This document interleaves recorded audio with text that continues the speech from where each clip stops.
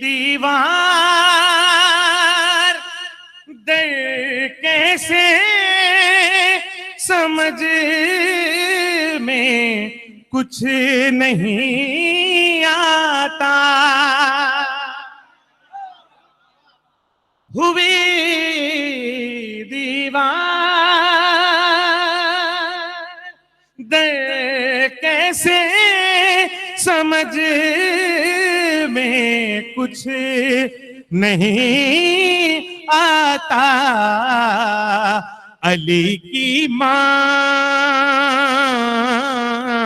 نے ایسے ہی مزاجن کن کہا ہو، علی کی ماں نے ایسے ہی مزاجن کن کہا ہوگا، علی کو کون اور علی کعبے میں آئے ہیں، میں کیا لکھوں میں کیا بولوں،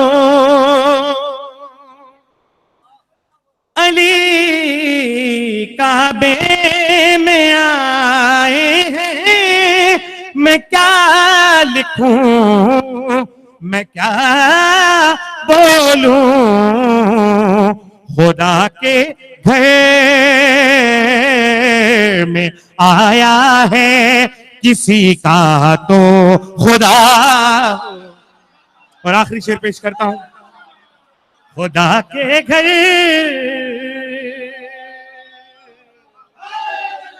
میں آیا ہے کسی کا تو خدا ہوگا، آخری شعر، علی آئے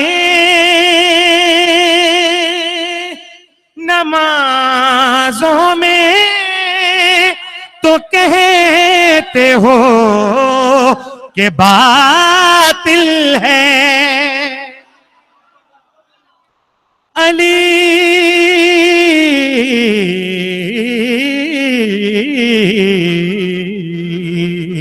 علی آئے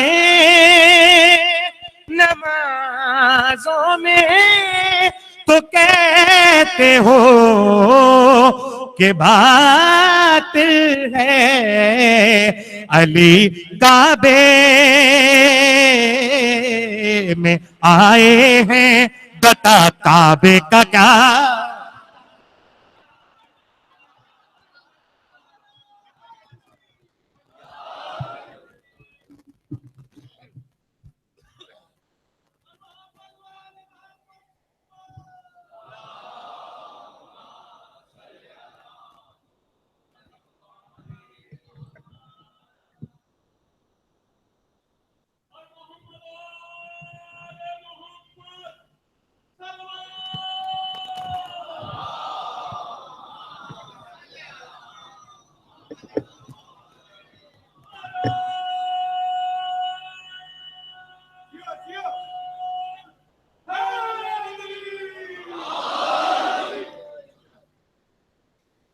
بسم اللہ الرحمن الرحیم۔ تمام تعریفیں اللہ کے لیے، درود اور سلام محمد اور آل محمد کے لیے صلوات۔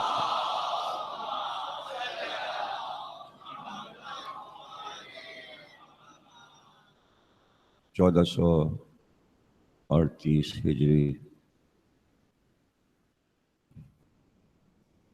محرم کے عشرہ ثانی کی دوسری تقریر آپ حضرات امام بارگاہ دربار حسینی ملیر میں سماعت فرما رہے ہیں۔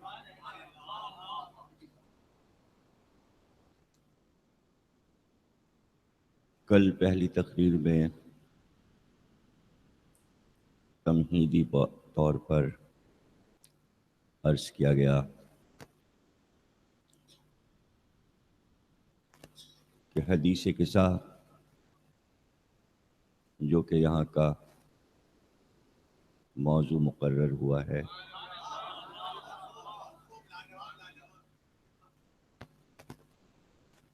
اس کے سلسلے میں حدیث کا تعارف، حدیث کسے کہتے ہیں، کل یہ گفتگو تھی، اور وہ حدیثیں جو خصوصی طور سے محدثین نے حدیث کی کتابوں میں نہایت واضح طور پر عنوان کے ساتھ درج کیے ہیں، اور وہ حدیثیں اپنے نام کے ساتھ مشہور ہیں۔ ان میں ایک حدیث حدیث کسابی ہے۔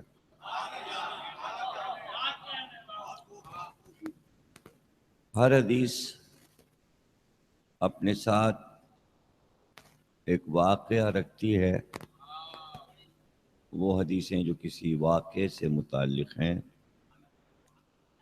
جیسے کہ بدر یا احد یا جنگ خندق میں دو حدیثیں مشہور ہوئیں۔ پہلی حدیث جنگ خندق میں پیغمبر نے ارشاد فرمائی کہ آج کل ایمان کل کفر سے جنگ کرنے جا رہا ہے۔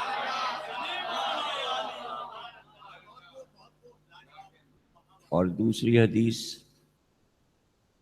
جو کہ اسی جنگ خندق میں، جنگ احزاب میں سرکار نے ارشاد فرمائی، وہ یہ تھی کہ آج علی کی ایک ضربت، علی کی ایک ضربت عبادت الثقلین سے افضل ہے۔ اسی طرح خیبر میں پیغمبر نے ارشاد فرمایا کہ کل علم عطا کروں گا مرد کو جو کرار ہوگا، غیر فرار ہوگا، اللہ اور رسول اس سے محبت کرتے ہوں گے، وہ اللہ اور رسول سے محبت کرتا ہوگا، اور اللہ اس کے دونوں ہاتھوں پر فتح عطا فرمائے گا۔ اسی طرح تبوک کے موقع پر پیغمبر نے ارشاد فرمایا کہ یا علی، مجھ سے تمہاری وہی نسبت ہے جو ہارون کو موسیٰ سے تھی، بس یہ کہ میرے بعد کوئی نبی نہیں ہوگا۔ اسی طرح پیغمبر کی حدیث مشہور ہے، اس وقت جب کسی نے تحفتاً ایک بھنا ہوا طائر آپ کے سامنے پیش کیا، آپ نے اسے نوش فرمانے سے پہلے اللہ سے دعا کی کہ پروردگار، جو تیرا محبوب ترین بندہ ہو اس وقت اس کو بھیج دے تاکہ اس کے ساتھ میں اس کو تناول فرماؤں۔ اسی وقت دروازے پر مولا علی تشریف لے آئے۔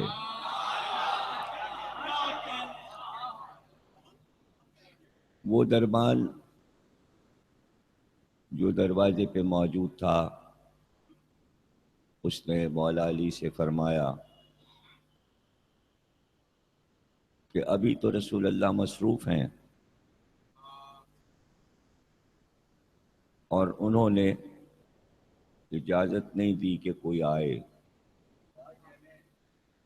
مولا علی واپس چلے گئے.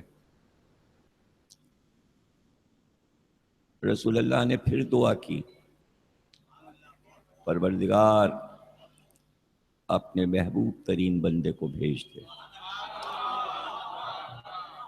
تھوڑی دیر کے بعد حضرت علی پھر تشریف لائے. دربان نے وہی کہا جو پہلے کہا تھا کہ اس وقت آپ اندر نہیں جا سکتے، رسول اللہ مصروف ہیں. مولا علی پھر واپس چلے گئے. اب تیسری بار پھر رسول اللہ نے دعا کی کہ اپنے محبوب ترین بندے کو بھیج دے. مولا علی پھر تشریف لائے. دربان نے پھر وہی کہا کہ آپ اندر نہیں جا سکتے. رسول اللہ نے دربان کو آواز دی اور کہا کہ کوئی آیا ہے. اب مجبوری درجے دربان کو کہنا پڑا کہ علی آئے ہیں، اور اس سے پہلے بھی آئے تھے اور اس سے پہلے بھی، لیکن چونکہ آپ کھانا کھا رہے تھے اس لیے میں نے منع کر دیا کہ لیکن میں تو دعا کر رہا تھا اور تو انہیں واپس کر رہا تھا. بعد میں وہ دربان جو تھا وفات نبی کے بعد اس کے چہرے پر برس کوڑ کا داغ ہو گیا اور وہ اپنے چہرے کو کپڑے سے چھپائے رہتا تھا اور مدینہ چھوڑ کر بصرے چلا گیا تھا، اور بصرے میں اس نے ایک مدرسہ کھول لیا تھا. کتنی چپ ہو گیا آپ؟ یعنی جیسے ہی میں نے دربان کا قصہ شروع کیا سناٹا ہو گیا.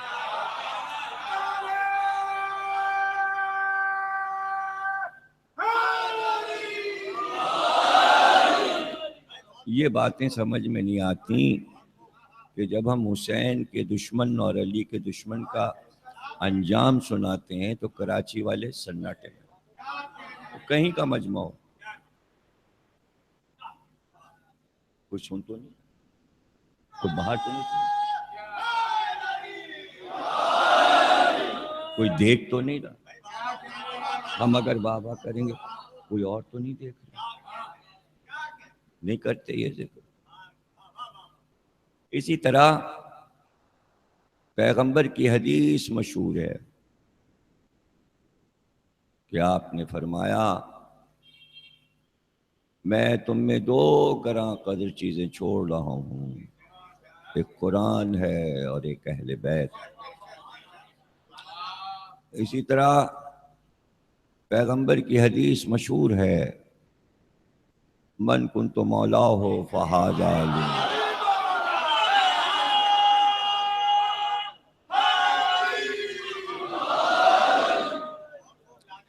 تو یہ ساری حدیثیں نام کے ساتھ مشہور ہیں. حدیث ثقلین، حدیث طیر پرندے والی حدیث، حدیث ثقلین دو برابر کی چیزوں والی حدیث، حدیث غدیر من کنت مولا والی حدیث، حدیث رایت خیبر والی حدیث، حدیث ضربت خندق والی حدیث. تو ہر حدیث کا ایک نام مقرر ہو گیا. اسی طرح حدیث کسا چادر والی حدیث، کسا کہتے ہیں چادر کو، چادر یمانی، یعنی وہ چادر جو یمن سے بن کر آئی تھی پیغمبر کے پاس. کسا یعنی چادر. اب چونکہ موضوع وسیع بھائی مقرر کر گئے ہیں حدیث کسا، تو زیادہ گفتگو تو حدیث قصہ پہ ہوگی، لیکن موضوع میں مختلف موضوعات بھی نکل آئیں گے. وہ موضوعات مددگار ہوں گے اس حدیث کو سمجھانے کے لیے. تو اسی طرح میں نے حدیثوں کا تعارف میں عنوان کے پیش کیا آپ کے سامنے. چادر ظاہر ہے کہ رسول اللہ کو پیش کی گئی ہے جو یمن کی بنی ہوئی ہے، اور حدیث قصہ سے یہ معلوم ہوتا ہے کہ یہ چادر رسول اللہ کی ان کی بیٹی جناب معصومہ عالم کے گھر میں رہتی تھی. اس حدیث قصہ سے یہ پتہ چلا کہ جب آپ آرام فرمانا چاہتے تھے تو بیٹی کے گھر آتے تھے. تو یہ چادر اس لیے یہاں رکھی تھی کہ آپ اسی چادر کو اوڑھ کر سو جاتے تھے، آرام فرماتے تھے.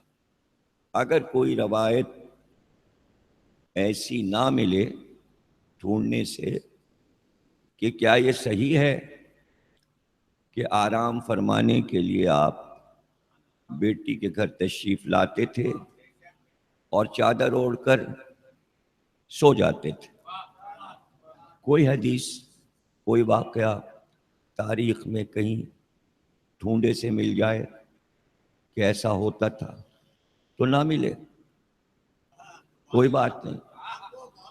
یہ بات حدیث قصہ میں جناب سیدہ خود فرما رہی ہیں، اس لیے اب حوالے کی ضرورت نہیں. کیا فرما رہے ہیں؟ بعض الایام، بعض دنوں میں آتے تھے میرے گھر اور آرام فرماتے تھے. اب کسی حوالے کی ضرورت نہیں ہے، معصومہ فرما رہی ہیں کہ جب آرام فرمانا چاہتے تو بعض دن میرے گھر آتے تھے. اور حدیث قصہ سے یہ بھی معلوم ہو گیا کہ اس دن بھی پیغمبر آئے تو بی بی نے یہاں سے بات شروع کی کہ آج پہلے دن نہیں آئے بلکہ بعض ایام میں، بعض دنوں میں، یعنی آتے رہتے تھے. ایسا ہوتا رہتا ہے. لیکن اس دن جب آئے، جس دن کا واقعہ ہے، تو اس دن آتے ہی فرمایا کہ میں اپنے بدن میں ضعف محسوس کر رہا ہوں. اب یہ بات حدیث قصہ بتا رہی ہے کہ ایسا کوئی واقعہ پہلے کبھی نہیں ہوا. اگر ہوتا تو کئی گھر تھے رسول اللہ کے، کئی گھر تھے، تو کہیں سے کوئی واقعہ ایسا ہوتا کہ آپ فرماتے آج میں اپنے بدن میں کوئی درد محسوس کر رہا ہوں، کوئی تکلیف محسوس کر رہا ہوں. بس یہ ایک ہی جگہ ہے جہاں آپ نے فرمایا میں اپنے بدن میں ضعف محسوس کر رہا ہوں. یہ حدیث قصہ شروع ہو رہی ہے. یعنی بی بی نے فرمایا کہ میرے گھر میں بابا تشریف لائے. یہاں سے حدیث قصہ شروع ہوتی ہے. لیکن آپ نے نہیں فرمایا کہ تشریف لائے، بلکہ یہاں سے شروع کیا کہ بعض ایام میں آتے رہتے تھے. پہلی بار نہیں آئے ہیں، پہلی بار نہیں آئے، آتے رہتے تھے. لیکن آج جو کہا ہے وہ پہلے نہیں کہا تھا. آتے تھے آرام فرمانے، لیکن آج فرما رہے ہیں میں اپنے بدن میں ضعف محسوس کر رہا ہوں. تو بی بی نے فوراً فرمایا جواب میں اللہ آپ کو اپنی پناہ میں رکھے اور ذوف سے محفوظ رکھے. اللہ اپنی پناہ میں رکھے اور ذوف سے آپ کو محفوظ رکھے. یہ بی بی نے جواب میں فرمایا. اس کے جواب میں پیغمبر نے فرمایا تو بس پھر لاؤ اپنی چادر. اب اس سے پتہ چلا کہ چادر پیغمبر سیدہ کو دے چکے ہیں، اپنی چادر. اب ملکیت سیدہ کی ہے وہ چادر، اور عورتیں رسول ہیں. اب دیکھیے کہ چونکہ میں حدیث قصہ پہ پچھلے سال اشرا شاردہ معصومین میں چیلم کا پڑھ چکا، تو وہاں تو ہو چکا اشرا. اب اس کی گونج یہاں تک آئی، تو اب وسیع بھائی کو وہ موضوع پسند آیا کہ یہاں بھی ہو. تو اب وہ تو مجھے یاد نہیں کہ پچھلے سال میں نے کیا پڑھا، اس لیے کہ میں نے اپنے کمپوزر سے 2 مہینے، جبکہ وسیع بھائی وعدہ لینے آئے تھے 2-3 مہینے پہلے اس اشرے کو یاد دلانے آتے ہیں، تو محرم سے 2-3 مہینے پہلے یاد دلا دیتے ہیں، گھر پہ تشریف لے آتے ہیں. ہر سال مرتضیٰ بھائی بھی ان کے ساتھ ہوتے تھے، اب کی نہیں تھے. پتہ چلا خدا نہ کرے کوئی ایکسیڈنٹ ہو گیا اور کیا ہو گیا، طبیعت خراب ہو گئی، لیکن اب دیکھا تو بالکل ٹھیک ہے ماشاءاللہ مرتضیٰ، اور اشرے کو سنبھالے بیٹھے ہوئے ہیں. جیسے جہاز کو لنگر سنبھالتا ہے ویسے اس اشرے کو مرتضیٰ بھائی سنبھالتے ہیں. وسیع بھائی تو بانیوں میں ہے، اترولہ والے یہ اشرا کرواتے ہیں، اور یہ پاکستان کا سب سے قدیم اشرا ہے. اس سے پرانا کوئی اشرا نہیں. اشرے ہوئے بند ہو گئے، اشرے ہوئے بند ہو گئے، اشرے ہوئے بند ہو گئے، یہ کنٹینیو چلے جا رہا ہے. یعنی جب میں نے پڑھا تھا تو اس وقت یہ عمارت بھی نہیں بنی تھی. اتنی پرانی بات ہے، سن 70 اور 71. اور مجھے تو یہ یاد نہیں کہ یہاں کا کوئی آدمی وعدہ لینے گیا تھا. مجھ سے تو وعدہ لیا تھا نواب حسن لکھنوی صاحب نے، جن کے نام چپ تعزیے کا لائسنس ہے. اب ان کو مرے ہوئے بھی تقریباً سمجھیے کہ 20-25-30 سال ہو رہے ہیں ان کو مرے ہوئے بھی. مولانا ان کو حسن لکھنوی صاحب کو مرے ہوئے، انہوں نے وعدہ لیا تھا کہ اترولہ والوں کا آپ کو اشرا پڑھنا ہے. اب 70 کو 71-70 جب بنگلہ دیش کی لڑائی ہوئی تھی،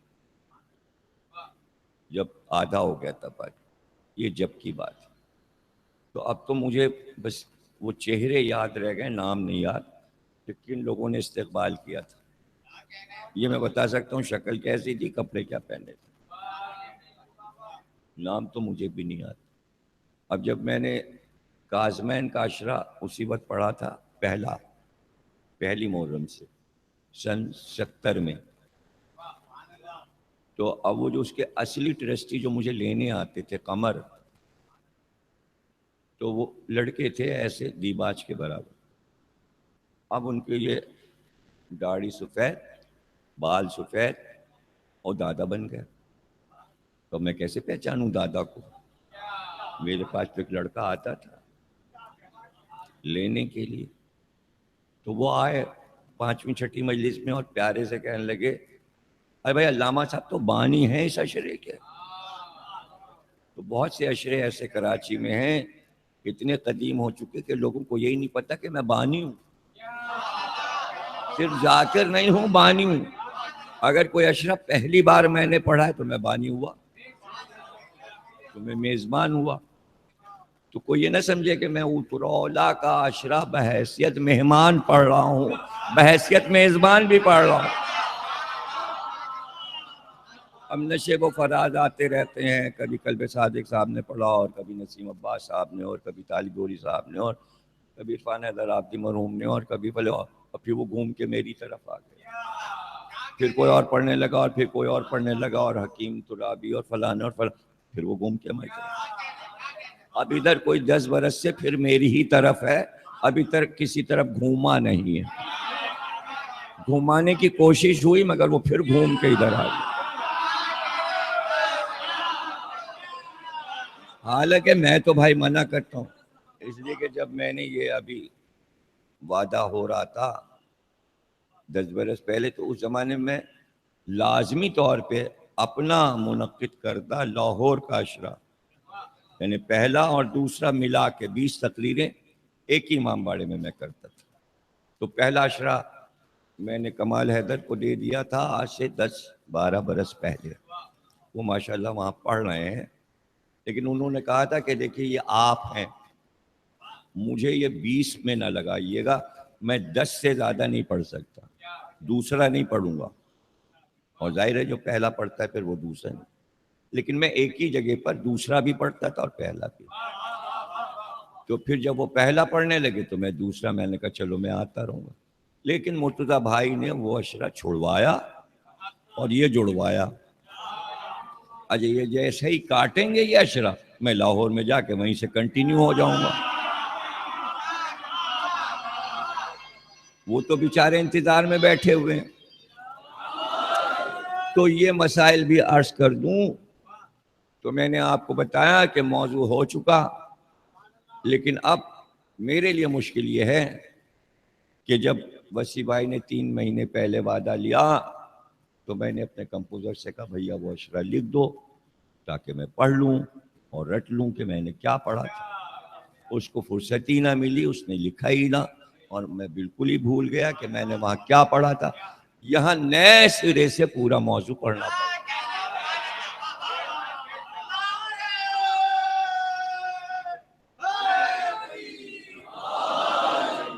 اب نئے سرے سے پڑھنا پڑ رہا ہے۔ تو اب وہ حضرات جو پچھلے سال جیسے کہ دیباج نے کہا عشرہ تو ہو گیا، اب حتیجے کے حساب سے اب کیا ہوگا، کاہے کے لیے موضوع دیا، ہو چکا، بات صحیح ہے کہ ہو چکا۔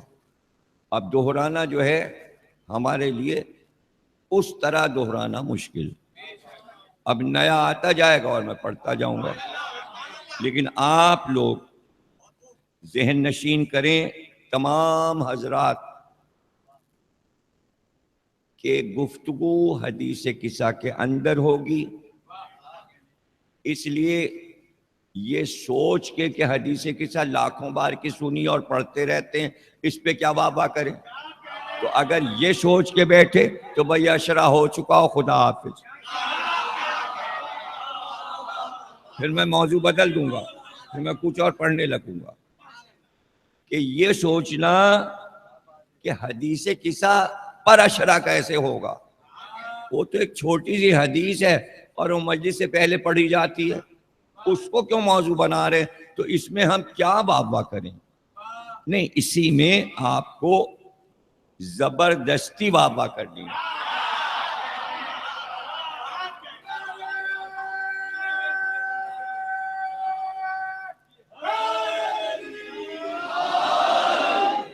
واہ واہ یہ سوچ کے کرنی ہے کہ ہمیں عشرہ پڑھوانا ہے، ہمیں پڑھنا نہیں، آپ کو پڑھوانا ہے، اور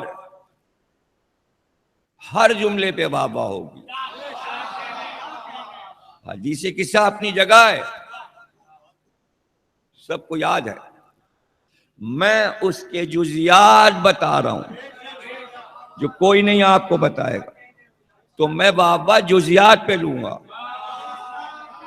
جیسے کہ میں نے آپ کو شروع میں بتایا کہ حدیث قصہ اس بات کی دلیل ہے کہ پیغمبر آ کر سیدہ کے آرام کرتے تھے، نہ ہو تاریخ میں یہ واقعہ، اس پہ واہ واہ ہوگی کہ یہی بات حدیث قصہ سے نکال کے ہم نے دلیل بنا لی کہ رسول اللہ جناب فاطمہ کے آ کے آرام کرتے تھے، اس کے معنی کہیں اور آرام نہیں ملتا تھا۔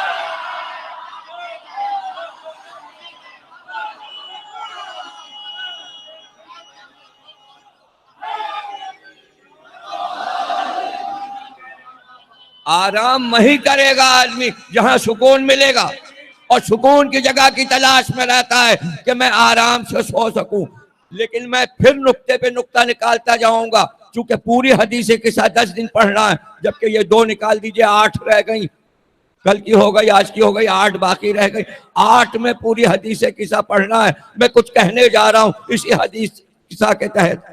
تمام بیویوں کے گھر میں سکون تھا، اس لیے کہ جہاں بچوں کا شور ہوتا ہے وہاں سونا مشکل ہوتا ہے. یہ الٹی بات ہے کہ بچوں کے گھر میں نیند آ گئی اور جہاں سناٹا تھا وہاں سکون نہیں تھا.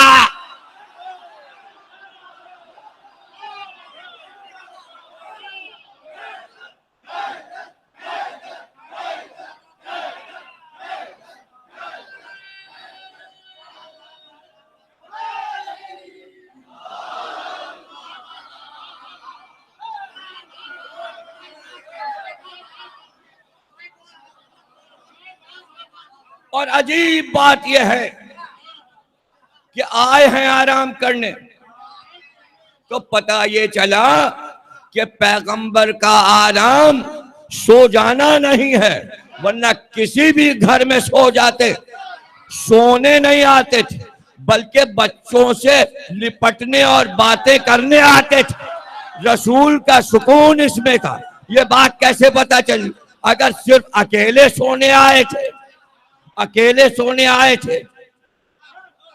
توجہ کیجئے گا، حدیث قصہ 8 دن پڑھنا ہے. یہ جملہ آپ سمجھ نہیں رہے جو کہ 15 منٹ میں ختم ہو جاتی ہے. صرف یہ سوچنا ہے کہ وہ حدیث قصہ جو ہم 10 منٹ میں سن لیتے ہیں میں ترجمے کے، اس کو 8 دن سننا ہے. تو 10 منٹ کی چیز 8 دن کیسے چلے گی؟ یہ سوچ کے آپ کو بیٹھنا ہے. اور میں یہیں پہ رکا ہوا ہوں. دیکھیے، بچے والے گھروں میں بزرگ جب لیٹتا ہے تو بچوں کی ماں کہتی شور نہ کرنا، ادھر نہ جانا، وہ آرام کر رہے ہیں. اگر ایسا تھا تو حدیث قصہ میں جیسے ہی رسول چادر اوڑھ کے لیٹے حسن گھر میں داخل ہوئے، ماں کو کہنا چاہیے تھا ادھر نہ جانا، نانا آرام کر رہے ہیں. بالکل الٹا ہوا. بچے نے آتے ہی پوچھا اماں آج تو گھر میں خوشبو آ رہی، آج تو گھر میں خوشبو آ رہی. خوشبو یہ بتا رہی ہے کہ نانا گھر میں. کہاں؟ وہ چادر کے نیچے تمہارے نانا لیٹے ہیں. تو بچے نے یہ نہیں کہا اماں ادھر جاؤں، بلکہ خود ہی بڑھ گئے اور ماں نے روکا بھی نہیں.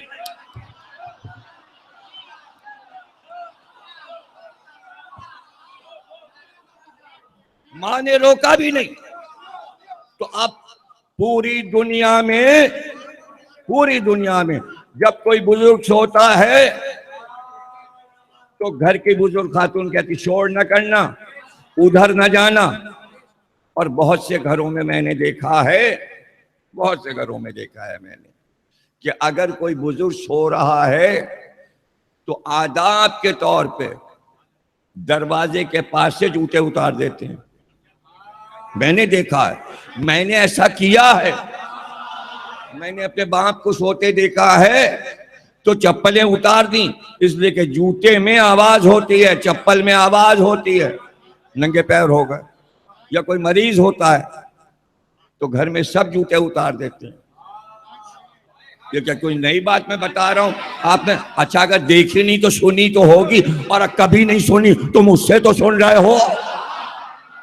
ممبر سے بتا رہا ہوں تو یقین کر لو ایسا ہوتا ہے. اس میں کیا پریشانی ہے اور واہ واہ کرنے میں کیا اعتراض ہے؟ بھائی آداب بچوں کو سکھائے جا رہے ہیں جہاں مریض ہوتا ہے. اور اگر یہ سب کچھ نہیں دیکھا تو خدا نہ کرے ہاسپٹل میں تو دیکھا ہے کہ اندر جب مریض ہوتا ہے خطرناک مرض والا، مثلا ہارٹ کا ہو، تو ڈاکٹر کہتا ہے جوتے یہاں اتارو اور ننگے پیر جاؤ. یہ بھی نہیں دیکھا، یہ بھی نہیں دیکھا.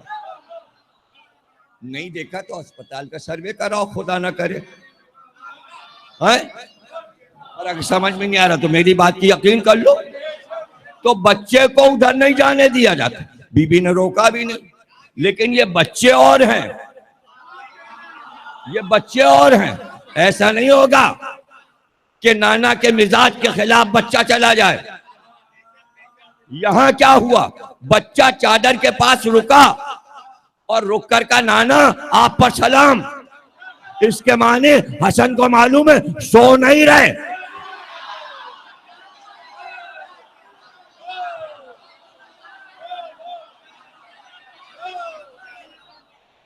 ٹھہرو، صرف حسن نہیں جناب سیدہ کو معلوم ہے، یہ نہیں کہا کہ نانا تمہارے چادر کے نیچے سو رہے ہیں، بلکہ یہ کہا آرام فرما رہے ہیں۔ سونا اور ہے، آرام فرمانا اور۔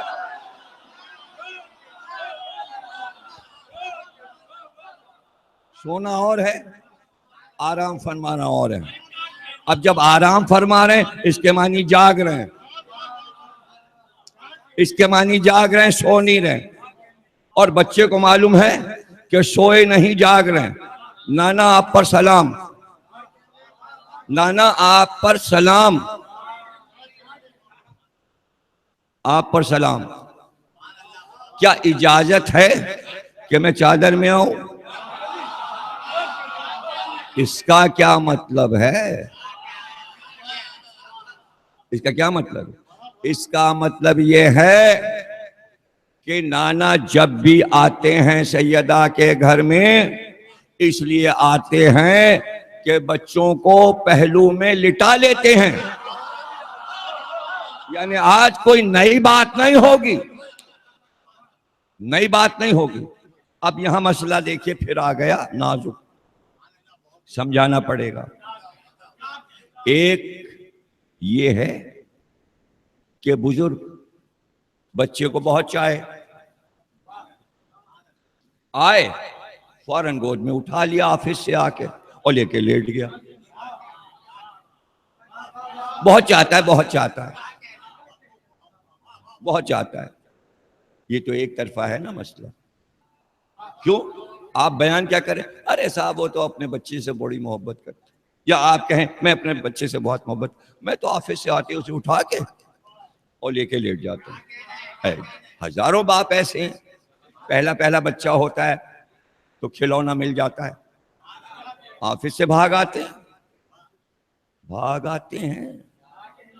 ارے بھائی میرے ایک دوست ہیں، یاد آ گیا مجھے، ان کا نام ہے فرمان رسول، وہ کراچی یونیورسٹی کے رجسٹرار ہیں، رجسٹرار ایڈمیشن وغیرہ، یہ وہ ان کے بغیر نہیں ہو سکتا یونیورسٹی میں۔ انتہائی اسمارٹ، خوبصورت نوجوان، جسٹس مقبول رسول کے بیٹے، جسٹس صاحب کے بیٹے، ان کی سالانہ ایک مجلس پڑھتا ہوں۔ شادی کے کچھ عرصے کے بعد امریکہ گئے، وہاں بیٹی ہوئی، وہاں سے مجھے فون کیا کہ بیٹی ہوئی، بہت خوش تھے، فون کیا۔ ان کے ایک دوست ہیں فرمان رسول کے، سہیل صاحب، دونوں جہاں جائیں گے دونوں ساتھ، کربلا مولا ساتھ جا رہے ہیں، زیارت پہ ساتھ جا رہے ہیں، ہمارے مجلس میں آئیں گے دونوں ساتھ۔ ان کا کلفٹن پہ بہت بڑا ہوٹل ہے، سہیل صاحب، ان کی بھی ایک مجلس ڈیفنس پہ سالانہ پڑھتا ہوں ان کے گھر پہ، جو حضرات جاتے ہیں انہیں پتا ہوگا، بہت دوستی۔ اب وہ دونوں حضرات ہمارے ہاں بھی آتے ہیں۔ اب کی سہیل صاحب اکیلے آئے، یعنی ذی الحج کی مجلسوں سے اکیلے نظر آ رہے ہیں۔ اس کے بعد پہلی محرم کو وہ کربلا ہر سال چلے جاتے ہیں، چلے گئے۔ اس سے پہلے کی مجلسوں میں غدیر تک وہ مجھے نظر آتے رہے، سہیل، اور فرمان رسول غائب۔ تو میں نے سہیل سے کہا بھیا فرمان رسول کسی پروگرام میں نہیں نظر آ رہے ہیں جبکہ تمہارے ساتھ ہوتے تھے۔ ارے کہنے لگے وہ تو یونیورسٹی چھوڑ کے بھاگ رہے ہیں۔ میں نے کہا کیوں؟ بچی کی محبت میں، پہلی اولاد ہوئی ہے، وہ بس جلدی، اب تو نہ میرے یہاں آتے ہیں نہ میرے گھر آتے ہیں نہ کہیں، بس جلدی سے وہ چاہتے ہیں میں گھر پہنچ جاؤں اور جاتے ہی بچی کو گود میں لے کے۔ اب یہ تو ایک قصہ سنایا ہے، اس میں جتنے لوگ بیٹھے ہیں بتائے گا کوئی نہیں۔ جو صاحب اولاد ہے، اگر اس کی اولاد 20 سال کی ہو چکی ہے تو وہ بھول گیا ہوگا کہ میں نے کیا کیا اس اولاد کے ساتھ۔ اچھا جو نئے دولہا بیٹھے ہیں وہ تو ابھی بتا نہیں سکتے، اور جو دولہا بننے کے انتظار میں بیٹھے ہیں انہیں اس لذت کا پتہ ہی نہیں۔ تو اب یہ سارا نقطہ ہی میرا بیکار گیا اور اتنی محنت بھی بیکار گئی. اس میں مسئلہ کیا ہے یہ بتانا چاہ رہا ہوں کہ ہر ایک یہ دیکھ رہا ہے کہ باپ کو بچہ محبت میں وقت دے رہا ہے. اب اس سے زیادہ کیا جملہ کو وقت دے رہا ہے باپ بچے کو, اور دنیا یہ دیکھ رہی ہے اس باپ کو بچے سے محبت ہے. اب کوئی یہ نہیں بیان کر رہا کہ جتنی باپ کو بچے سے محبت ہے اتنی بچے کو باپ سے ہے. اسے باپ کے بغیر چین ہی نہیں پڑتا, کیونکہ بچہ چھوٹا ہے تو اس کی طرف سے کوئی روایت کرنے کو, یہ تو بچہ چھوٹا ہے اس کو کیا پتا محبت کیا ہے. نہیں سمجھے, کچھ نہیں سمجھے. یہاں مسئلہ یہ ہے کہ راوی یہ تو دیکھ رہا ہے کہ رسول اللہ کو کتنی محبت حسن سے ہے, یہ نہ دیکھا کہ حسن کو رسول اللہ. اگر دیکھتے کہ دونوں طرف سے محبت برابر ہے تو مسئلہ حل ہو جاتا کہ حسن کیوں بڑھا چادر کی طرف. حسن کو نانا کی محبت لے گئی.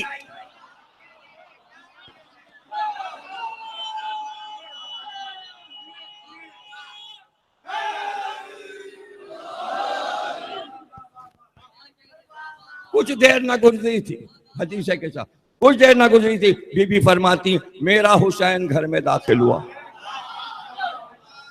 سوال یہ ہے جس وقت رسول اللہ آئے تھے تو دونوں بچے گھر میں نہیں تھے تو کہاں تھے؟ یہ تو کسی نے آج تک حدیث کے ساتھ سے نہ پوچھا. اس لیے کہ جب رسول اللہ آئے تو اسی وقت بچوں کو لپٹ جانا چاہیے. بی بی فرما رہی دروازہ کھلا اور حسن آئے, اس کے معنی باہر سے آئے. پھر فرمایا دروازہ کھلا اور حسین گھر میں آئے. تو جب نانا گھر میں آئے تھے سیدہ کہ یہ دونوں بچے کہاں تھے؟ یہ دونوں بچے کہاں تھے؟ اب یہی سب تو بتانے کی بات ہے, تبھی تو 8 دن پڑھنا ہے حدیث کے ساتھ, ورنہ بتائے گا کون؟ کون بتائے گا حدیث قصہ کے جزیات؟ کون بتائے گا جب تک آپ سوال قائم نہیں کریں؟ بچے باہر کہاں تھے؟ چھوٹے بچے باہر کہاں ہوں گے؟ ابھی مسئلہ حل ہو جائے گا. بی بی فرماتی کچھ دیر نہ گزری تھی دروازہ کھلا اور ابو الحسن داخل ہوئے, تو جہاں علی تھے وہاں دونوں بچے تھے. اب علی کہاں تھے؟ اگر گھر میں نہیں ہے تو اس کے معنی علی مسجد میں ہے. تو پتہ چلا مسجد میں علی عبادت گزاری کر رہے تھے اور بچے بھی وہیں تھے. اس سے کسی کو انکار ہی نہیں. اور اگر کسی کھیت اور باغ میں تھے, آپ کشی کر رہے تھے, بچے بھی وہیں تھے, بھئی وقت کو ضائع کر نہیں سکتے معصومین. اب اعتراض یہ اٹھائیے کہ جہاں علی تھے وہیں دونوں بچے تھے, تو حسن پہلے کیسے آ گئے اور حسین بعد میں کیسے آ گئے اور علی اس کے بعد کیسے آئے؟ ہاں یہ آپ سوال کیجئے, جواب میں دوں گا. آپ کو سوال کرنا تو آتا ہو تبھی تو میں جواب دوں گا نا. جب آپ یہ سمجھ کے بیٹھیں گے 15 منٹ کی چیز موضوع کیسے بنے گی تو بس حدیث کے ساتھ سمجھ ہی میں نہیں آئے گی. ابراہیم نے خواب دیکھا بچے کو قربان کرو. 3 دن خواب دیکھ کے بچے سے پوچھا کیا خیال ہے؟ کہا آپ مجھے صابرین میں سے پائیں گے. کہا تو پھر چلو, اب ہم نے جہاں خواب دیکھا ہے وہیں ہم تمہارے گلے پہ خنجر پھیر کے تمہیں حلال کریں گے. باپ بیٹے دونوں چلے, لیکن روایت یہ کہتی ہے بیٹا آگے چلا باپ پیچھے چلا. اسماعیل آگے آگے چل رہے تھے. اب طے ہے کہ نبی کا بیٹا آگے چلتا ہے اور باپ پیچھے چلتا ہے.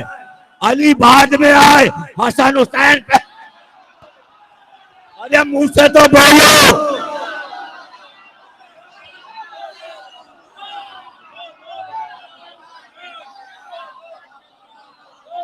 آپ کہیں گے یہ 5000 برس پرانی بات کو کہاں لا کے ملا دیا؟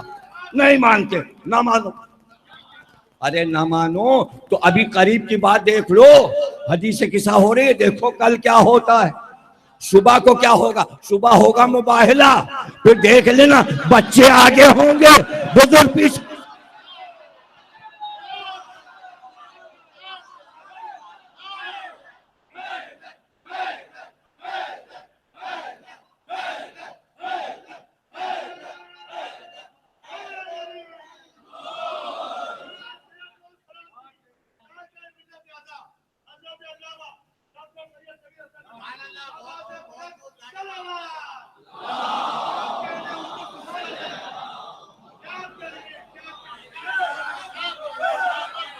اب پھر واپس آتے ہیں، پھر وہیں پہ واپس آتے ہیں. فرماتی ہیں جناب فاطمہ زہرا، روایت روایت ہے حضرت فاطمہ زہرا سے کہ ایک دن بابا میرے گھر میں تشریف لائے. تو اگر یہ کہہ دیتی ہیں ایک دن تشریف لائے، قصہ یہاں سے شروع رہا ہے، بتانا ضروری تھا. اے سننے والے یہ نہ سمجھ لینا آج ہی آئے. بعض الایام، بعض دنوں میں، یعنی آتے ہی رہتے تھے، لیکن آج آئے تو آتے ہی کہا میرے بدن میں ذوف ہے. لفظ بدن اور ذوف یہ دونوں حدیث قصہ میں رکھے. پتہ چل گیا لفظ بدن بھی عربی ہے اور ذوف لفظ بھی عربی ہے، دونوں حدیث قصہ کے لفظ. اب یہ تو عربی ہی داں بتائے گا نا کہ جسم بھی عربی ہے.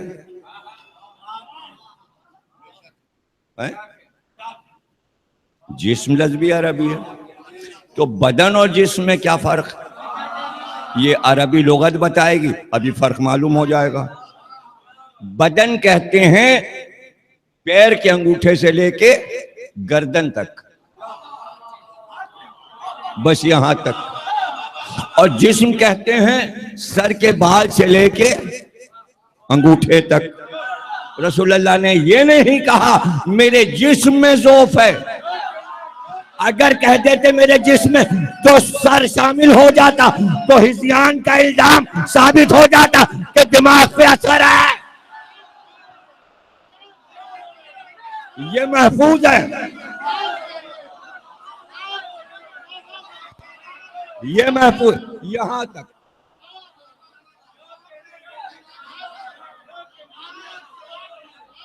بدنی بدن میں جو، اب بدن میں کیا چیز ہے؟ جسم میں سر ہے، آنکھیں، ناک، ذہن، دماغ، سوچ، فکر، کان، پورا جسم. اور بدن، بدن میں دل ہے، بدن میں دل ہے.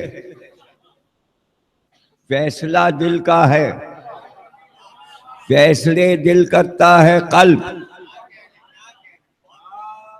ذوف، ذوف کیا مطلب؟ ذوف کیا کمزوری؟ ذوف کے معنی کمزوری آپ کہتے ہیں. کوئی بوڑھا کانپنے لگے تھر تھر، ضعیف ہے، ذوف ہے. یہ معنی آپ نے بنائے ہیں، کچھ معنی آپ بدل کے اپنے زبان میں لے لیتے ہیں، یہ آپ کی ذمہ داری. وہاں اصل معنی کچھ اور ہوتے ہیں، یہاں جب رسول اللہ لفظ بولیں تو معنی کچھ اور ہے. تو کیا معنی ہے یہاں؟ ذوف. اس سے پتہ چلا کہ ذوف نہیں ہے. اگلے جملے سے بی بی نے کہا اللہ آپ کو محفوظ رکھے ذوف سے، مطلب نہیں ہے. بھئی کسی نے کہا بھئی ہمارا خیال یہ ایسا ہو جائے گا، تو گھر کی عورت اے خدا نہ کرے ہٹو، ایسا تھوڑی ہوگا. اے نوچ، اے خدا نہ خواستہ، اس کے معنی ہوا نہیں ہے.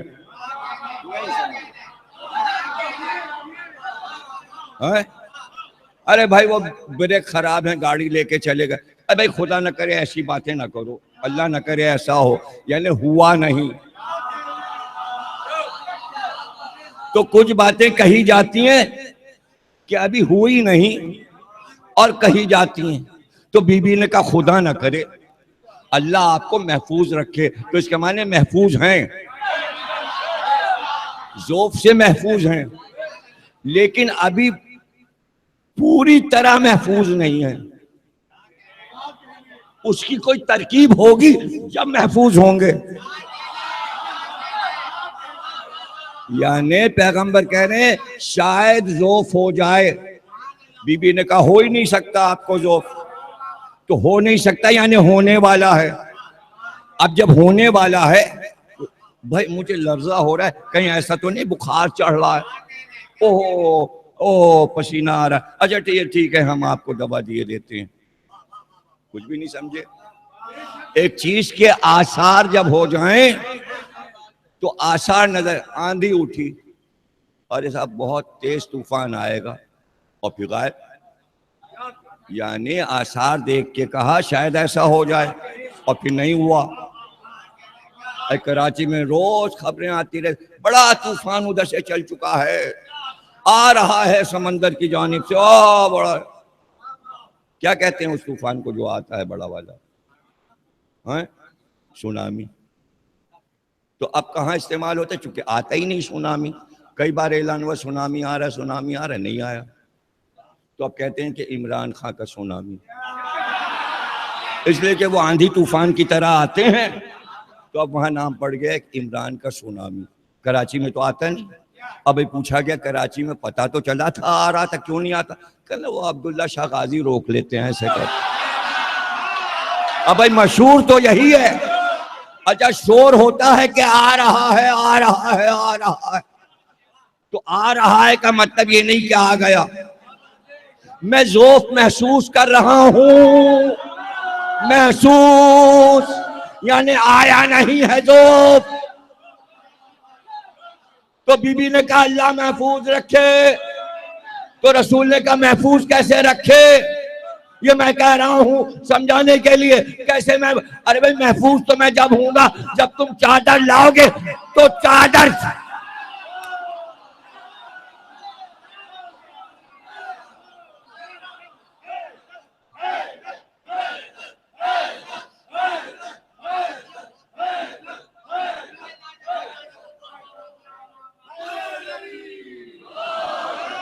تو پھر لاؤ چادر، اپنی چادر لاؤ. بی بی نے چادر اڑا دی. اب یہ کیسے پتا چلے کہ جس ذوف کی بات کر رہے تھے خدا نہ کرے جس کی آمد تھی، جس کی آمد تھی اس کا علاج پیغمبر نے یہ بتایا چادر لا کے مجھے اڑا دو، چادر لا کے مجھے اڑا دو. اب بی بی نے کیا کہا؟ اللہ آپ کو اپنی پناہ میں رکھے. پیغمبر نے کہا چادر لاؤ. پتہ چلا اللہ کی پناہ سیدہ کی چادر. آسان نہیں ہے حدیث قصہ کو سمجھنا، بغیر معرفت کے آپ نہیں سمجھ سکتے، اس لیے کہ جملے سے جملہ جڑا ہوا ہے. بی بی نے کہا اللہ آپ کو اپنی پناہ میں رکھے. پناہ کسے کہتے؟ جس کی پناہ میں آ جائے محفوظ ہو گیا. پیغمبر نے کہا مجھے ذوق. بی بی نے کہا اللہ اپنی پناہ میں رکھے. کہا لاؤ چادر، یعنی چادر اڑاؤ. تمہاری چادر جو ہے وہ اللہ کی پناہ ہے.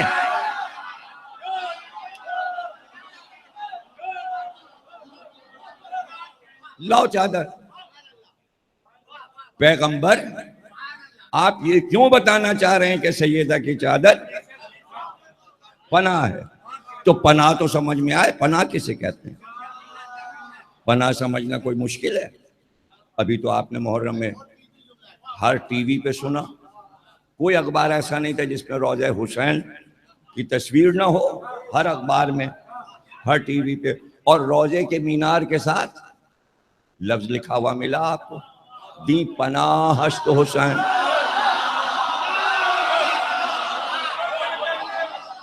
بچپن سے سن رہے ہیں دی ہست حسین، دی پناہ ہست حسین. کسی نے کوشش کی سمجھنے کی کہ اس کا کیا مطلب ہے؟ حسین دین کی پناہ ہے، بس ہاں شاعری ہے سن لیا. سمجھنا ضروری ہے، سمجھنا ضروری. اب قرآن سے سمجھیے. پہلے 18واں سورہ، سورہ کہف، اصحاب کہف. کون سے اصحاب؟ کہف والے. کہف کیا ہے؟ کہف کسے کہتے ہیں؟ اب جب نجف میں ہم مولا کی زیارت پڑھتے ہیں جا کے، مولا علی علیہ السلام کی، تو اس میں جملہ آتا ہے اس پہ سلام ہو جو کہف الورا ہے. اس پہ سلام جو کہف الورا ہے. اب کہف کیا ہے؟ اور ایک جملہ بڑھ گیا، کہف الورا، اضافہ ہو گیا لفظ کا. ابھی تو کہف ہی نہیں سمجھے تو کہف الورا کیا سمجھے؟ تو پہلے کہف کو سمجھے. یہ سورہ کہف کیا ہے؟ کیسے پتہ چلے گا بھائی؟ وہ 7 آدمی جو دقیانوس کے دربار میں تھے. اب اس کو مولا سے پوچھا گیا کتنے لوگ ہیں؟ تو مولا نے کہا کوئی کہتا ہے 6، کوئی کہتا ہے 7، کوئی کہتا ہے 8، کوئی کہتا ہے 9. یعنی لوگوں کی غلط فہمیوں کو مولا نے دہرایا اور پھر مولا نے بتایا کتنے لوگ ہیں. اور یہ بھی مولا نے کہا بعض کتے کو ملاتے ہیں اور بعض نہیں ملاتے گنتی کرتے میں. بھائی ہر چیز میں باریکی ہے. اب سورہ کہف پڑھنا شروع کروں تو ایک ایک جملہ سمجھاؤں. مولا نے سمجھا کے پورے سورے کی تفسیر کی. ظاہر ہے کہ مولا نے یہ طریقہ بتایا کہ اب تم آگے رسول اللہ کی حدیثوں کی ایسی شرح کرنا جیسے ہم سوروں کی شرح کرتے تھے. چراغ سے چراغ جلتا ہے، اسی طریقے سے علم کلام مولا علی سے سیکھا گیا. تو یہ تقریریں سب علم کلام کے موجد مولا علی. پھر آگے یہ ترقی کرتا گیا علم، اور امام صادق نے ارتقا دیا اس کلام کو. اب جب یہ علماء میں آیا علم کلام تو متکلم کہتے ہیں جو علم کلام کرے اس کو متکلم کہتے ہیں. تو علامہ ہلدی سب سے بڑے متکلم قرار پائے، اور اس کے بعد قاضی اللہ شوستری اس کلام کو ہندوستان تک لائے، اور ان کے ذریعے علم کلام ملا حامد حسین صاحب قبلہ کو، اور پھر ان کے بیٹے ناصر ملت کو ملا، اور پھر ان سے پورے ہندوستان کے سارے خطیبوں اور علماء کو ملا، اور وہ منبر پہ بیٹھ گئے اور کلام کرنے لگے اور سب متکلم ہو گئے. اب لوگ متکلم نام بھول گئے، علم کلام بھول گئے. کہتے ہیں مجلس پڑھ رہے ہیں. مجلس پڑھ رہے ہیں یا بول رہے ہیں؟ پڑھنا تو یہ کہ کاغذ لے کے پڑھا جائے. مجلس پڑھ رہے ہیں کیا چیز پڑھ رہے ہیں؟ کاغذ تو ہمارے ہاتھ میں ہے ہی نہیں. مطلب وہ پڑھ رہے ہیں جو ان کے سامنے ہے، پڑھ پڑھ کے سنا رہا ہے. اب کسی کو یقین ہی نہیں کہ ذاکر جو بیٹھا ہے وہ بغیر پڑھے کیسے سنائے گا. تبھی تو وہ پڑھ رہا ہے. سنا آپ نے، پڑھ وہ رہا ہے. جو ہمارے سامنے ہے وہ ہم پڑھتے چلے جا رہے، پڑھتے چلے. آپ تو سن رہے ہیں. یہ جملہ آپ کے سمجھ میں نہیں آیا کہ کیا چیز پڑھ رہے ہیں. چھت کو پڑھ رہے ہیں، کیا پڑھ رہے ہیں، یہ کہہ کیا رہے ہیں، کہاں پڑھ رہے ہیں، کچھ بھی نہیں دکھائی دے رہا. یہی تو سب سمجھنے کی چیزیں، باریکیاں سمجھتے جائیے، حدیث کیسے سمجھ میں آئے گی. ارے بھائی جو آپس کی باتیں ہوں گی ہماری آپ کی، وہی تو رسول کی حدیث کو سمجھائیں گی. اس پہ آپ پہلے غور کریں گے. بدھ بنے بیٹھے رہیں گے. بدھ کے معنی معلوم ہے؟ ارے بدھ اسے کہتے ہیں جس کے منہ پہ مکھی آئے وہ اڑا نہ سکے. توبہ توبہ کیسی مثال ہے کہ بدھ بنے بیٹھے، یعنی یہ تو اپنی منہ کی مکھی بھی ہٹا نہیں سکتے. اسے کہتے ہیں کاہل الوجود. جو ہلے نا اس سے بڑا دنیا میں کاہل نہیں ہے. تو جو مجلس میں نہ ہلے اب وہ کتنا بڑا کاہل ہے.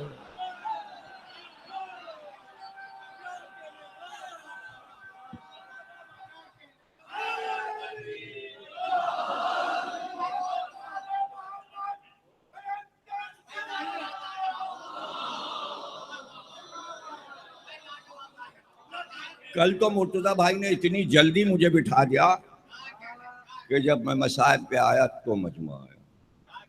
اس لیے کہ کل مجھے دوسری تقریر کرنا تھی، اس لیے میں نے چھوٹی سی کی اور چلا گیا. آج مجھے کہیں جانا تھوڑی ہے. جب تک چاہے پڑھوں، ہو سکتا ہے اس وقت تک پڑھتا رہوں جب تک وسیع بھائی نہ آ جائیں. تو گھبراہٹ نہ ہو، بات سے بات کو سمجھیے. مولا نے سمجھایا کہ اس نے خدائی کا دعویٰ کیا اور انہوں نے کہا یہ کیسے خدا ہو سکتا ہے، خدا تو کوئی اور ہے. قتل کے خوف سے بھاگے کہ کہیں ہمارا راز پتہ نہ چل جائے، بادشاہ کو ہاتھ پیر کاٹ دے گا. یہ دوست جو توحید پرست تھے، جو بغیر کسی کی تبلیغ کے اللہ کو پہچان گئے. اب لوگ پریشان ہیں کہ نہ کوئی پیغمبر آیا، نہ کوئی کتاب آئی، نہ کوئی وحی آئی. اور یہ 6 آدمی آپ سے آپ دوستی میں سمجھ گئے کہ اللہ ایک ہے. ارے یہ دقیانوس کے دور کے 6 آدمی درباری جو درباری تھے وہ تو سمجھ گئے کہ اللہ ایک ہے. ابو طالب نہیں سمجھے.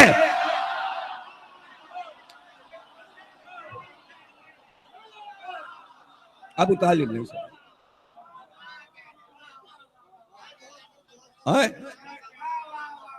آپ سمجھ گئے اللہ ایک ہے اور ڈر کے بادشاہ سے بھاگ گئے. اب جو بادشاہ سے ڈر کے بھاگے تو پہاڑیوں پہ نکل گئے. پہاڑیوں پہ نکل گئے تو کہنے لگے ایسی جگہ ڈھونڈو جہاں پناہ مل جائے. جہاں پناہ مل جائے. ڈھونڈتے ڈھونڈتے ایک پہاڑی غار میں پہنچے. پہاڑ کے اندر ایک کٹاؤ یعنی کھو بنا ہوا تھا, درسا بنا تھا کہ بھئی اس کے اندر ہم گھس جائیں گے بادشاہ نہیں ڈھونڈے گا. اور ادھر ادھر چاروں طرف بڑی بڑی پہاڑیاں, یہ بیچ میں, اس کے اندر سوراخ ہے, اس میں گھس چلو. یہ اندر گھس گئے. اندر گھسے تو اندر ایک پورا منظر تھا. اندر ایک چشمہ بہ رہا تھا اور گھاس پھوس, جنگلی پودے وودے, بڑی خوشنما جگہ تھی. اندر گئے تو ارے واہ. اور ایک جگہ سے سوراخ سے سورج کی روشنی آ رہی تھی تو وہ جگہ اندھیری بھی نہیں تھی, روشن تھی. کہنے یہ تو جگہ بہت اچھی ہے. جیسے ہی غار میں گئے اوپر سے بڑا سا پہاڑ کا پتھر گرا, غار کا منہ بند ہو گیا. انہیں اور سکون ہو گیا کہ دروازہ بھی لگ گیا قدرتی. پتھر تو کوئی ہٹا ہی نہیں سکتا بھاری. یہ لیٹ کے سو گئے کہ اب کوئی سپاہی آئے گا نہ بادشاہ آئے گا تو پتھر دیکھے گا تو یہ تو پہاڑ ہے, یہاں کہاں ہے وہ, کوئی نشان بھی نہیں ہمارا. سو گئے. نیند تو جب ہی آتی ہے جب اطمینان ہو اور جان کا خوف نہ ہو. ایسے سوئے یعنی اگر یہاں کوئی 5-6 گھنٹے 10 گھنٹے سو جائے کہتے ہیں گھوڑے بیچ کے سو رہے ہیں. اب اس کے پیچھے بھی تو قصہ ہے کہ یہ کیوں کہتے ہیں گھوڑے بیچ کے سونا. یہ پھر کبھی سنا دیں گے جب گھوڑوں کا موضوع آئے گا تو, کہ اس کے کیا مطلب ہے گھوڑے بیچ کے سو گئے. مطلب بولتے سب ہیں, پتہ کسی کو نہیں کہ گھوڑے بیچ کے سونا کیا ہے, لیکن بولتے سب ہیں. تو بہت سی چیزیں سب بول رہے ہوتے ہیں, معنی نہیں پتا ہوتا. حدیث کے ساتھ سب سن رہے ہوتے ہیں.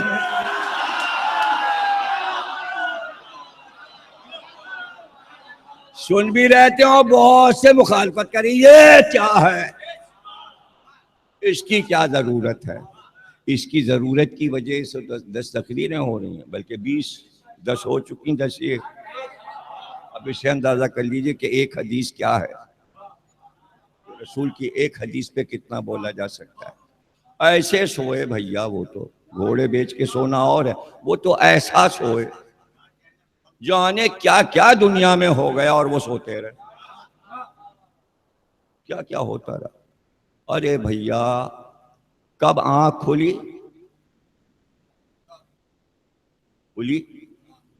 کتنی دیر سوئے, آپس میں تبصرہ کرے, کتنی دیر سوئے, کچھ دیر. کچھ دیر, ذرا سی دیر, بس سورج نصف نہار پہ تھا, اب ڈوب رہا ہے. یعنی ابھی ڈوبا نہیں, اب ڈوبنے والا ہے. اور ٹھیک ہے بھائی, سب کو یقین ہے 1-1.5 گھنٹے 2 گھنٹے سوئے بس. تو پھر کیا کریں, جیب میں دیکھو کیا کیا ان کا درہم دینار. ہاں ہماری جیب میں یہ ہیں کچھ درہم دینار. ارے بھائی تو بھوک لگی ہے, جاؤ پھر شہر. ایک آدمی جائے روٹی لے آئے, پیسے تو ہیں. اب کیا کریں بھائی, روٹی لینے کیسے جائیں. یہ پتھر کو ہلایا, وہ اتنا بھاری تھا جو اوپر سے گرا, جس میں غار کا دروازہ بند ہو گیا. وہ ہلا ہی نہیں. سب بیٹھ گئے پسینے پسینے ہلا کے. تو سب نے آپس میں کہا بھئی ایسا کرتے ہیں, دیکھیے ابھی توحید کے قائل ہوئے ہیں, یقین اتنا ہے کہ سب آپس میں کہہ رہے ہیں کہ اللہ کی بارگاہ میں دعا کریں.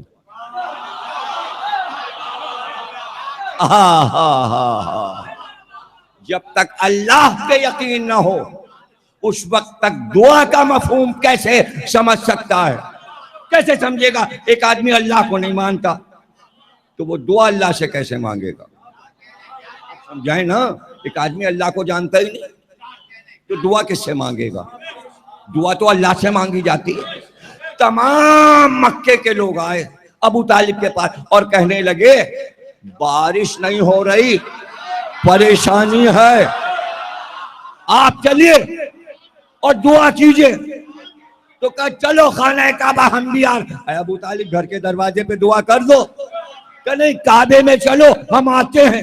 اب لوگوں نے لکھا اب جو آئے تو 5 برس کے بھتیجے محمد کو کاندھے پہ بٹھائے ہوئے، وہ بچے کے گیسو ہوا میں ہل رہے، اور وہ حسن بچے کا پہلی بار سب نے دیکھا، اچھا یہ عبداللہ کا بیٹا ہے جسے ابو طالب لے کے پہلی بار اس کو دیکھا، ورنہ یہ تو گھر میں ہی رہتا ہے۔ اور لے کے بچے کو آئے اور بچے کو گود سے اتارا اور اس کی پشت کو کعبے کی دیوار سے ملا دیا، اور دیوار سے ملا کے کہا پروردگار اس بچے کے چہرے کے صدقے میں بارش کر دے۔ یعنی پتہ چلا اللہ کو بھی جانتے ہیں، کعبے کو بھی جانتے ہیں، اور محمد کو بھی جانتے ہیں، نبوت کے بھی قائل، نبوت کے بھی۔ تو انہوں نے دعا شروع کی، کہا بھئی دعا ایسے تو نہیں قبول ہوگی، اپنی زندگی میں جو بہترین عمل تم نے کیا ہو اللہ کی خاطر اس عمل کا واسطہ دو۔ اور اے بھیا اصحاب کہف، اصحاب نے یہ بتایا، قرآن کے اصحاب نے، بغیر وسیلے کے دعا نہیں ہے۔ کوئی واقعہ ایسا ہو جس کا وسیلہ دے، کہ سب بیٹھ کے یاد کرو کہ اپنی زندگی میں کوئی ایسا واقعہ تم نے کیا ہو جو نیکی کا واقعہ ہو۔ ایک نے کہا مجھے یاد ہے، یاد آ گیا۔ کہ کیا؟ کہ قحط پڑا شہر میں، بارش نہیں ہوئی، کھیتوں میں قحط پڑ گیا، لوگ بھوکوں مرنے لگے۔ میں تھا ذمہ دار، میرے گھر میں چاولوں کا ڈھیر تھا، لوگ آتے تھے اور کہتے تھے کہ تھوڑے سے چاول دے دو، میں کسی کو دیتا ہی نہیں۔ میں نے کہا اگر میں دے دوں گا تو میرے خاندان والے بھوکوں مر جائیں گے، اس لیے میں ذخیرے کو چھپائے رہا۔ ایک عورت آئی، اس نے کہا میرے بچے بھوکے ہیں۔ میں نے اس عورت سے کہا کہ میں چاول دے دوں گا لیکن تو میری خواہش پوری کر دے۔ عورت تیار نہیں ہوئی، اس نے کہا تو تیرے بچے بھوکے مر جائیں گے۔ عورت تیار ہو گئی، عورت کو اپنے محل میں لایا میں۔ جب محل میں لایا تو اس عورت نے کہا کہ تو وہاں سے لے آیا مجھے اس خطرے سے کہ کوئی دیکھے نا، یہاں بھی کوئی دیکھ رہا ہے۔ تو میں نے کہا یہاں تو کوئی نہیں دیکھ رہا ہے۔ اس عورت نے کہا اللہ تو دیکھ رہا ہے۔ میں اس کے قدموں پہ گر پڑا، میں نے چاول لے جا، تو نے مجھے گناہ سے بچا لیا، میں تیرا شکر گزار ہوں، جتنا چاہے چاول لے جا، تو نے مجھے خوف الہی دلا دیا۔ پروردگار اگر یہ عمل میں نے تیری خاطر کیا ہے تو یہ پتھر ہٹا دے۔ وہ پتھر ہٹا۔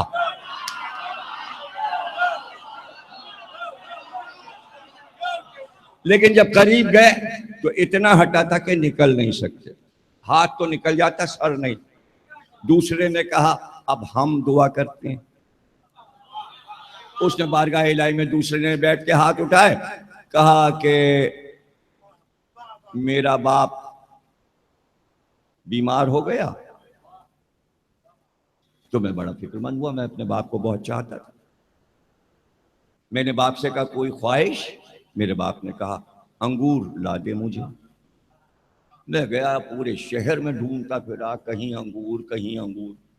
ایک جگہ مل گیا ایک باغ والے کے پاس۔ جب میں انگور لے کے آیا تو میرا باپ بے ہوش ہو چکا تھا، سو رہا تھا۔ اب میں جگا کے اسے انگور کھلاتا اور دوسری طرف یہ کہ میں آرام کرنے چلا جاتا، تو اس وقت میرا باپ اٹھ کے پھر کہتا انگور، تو مجھے ہوتی شرمندگی، تو میں انگور کے خوشے لے کر باپ کے سرہانے پوری رات، کہ کیا معلوم کب باپ کی آنکھ کھلے اور وہ مانگے۔ صبح ہو گئی کھڑے کھڑے، پروردگار اگر باپ کی اطاعت میں نے یہ نیک کام کیا ہے تیری خاطر تو اس دروازے کو کھول دے. پتہ چلا گناہوں سے بچنا، ماں باپ کی اطاعت کرنا، بڑے بڑے دروازے کھل جاتے، چاہے وہ خیبر کا دروازہ.